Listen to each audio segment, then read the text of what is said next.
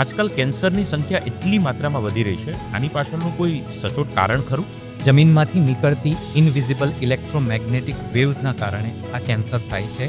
બધાના ઘરમાં હોય જ છે, પણ ખાસ કરીને જો એ સૂવાની જગ્યા પરથી જો પસાર થતી હોય અને માણસ ત્યાં 7 થી 8 કલાક સૂઈ જતો હોય ઓકે. તો લાંબા સમય પછી કેન્સર થવાની શક્યતા વધી જાય છે. Right. તો માણસે જાગૃત થવાની જરૂર છે કે તમારા બેડ ઉપરથી તો નથી જતી. તમે એટલા શ્યોર કેવી રીતે છો કે આનાથી કેન્સર થાય છે? મેં આની ઉપર સ્ટડી કર્યું છે, આટલા વર્ષોથી પ્રેક્ટિસ કરું છું અને હજારો કેસ ડિટેક્ટ કર્યા છે જે કેન્સર થયા છે તેમને, જે રેડિયેશન પર સૂઈ જાય છે. રાઈટ. તો પછી આમનું સોલ્યુશન શું છે? સૌથી પહેલાં તમારું ઘર સ્કેન કરવું પડશે.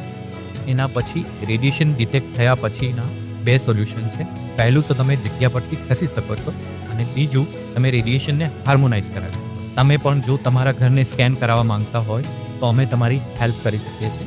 અમારો સંપર્ક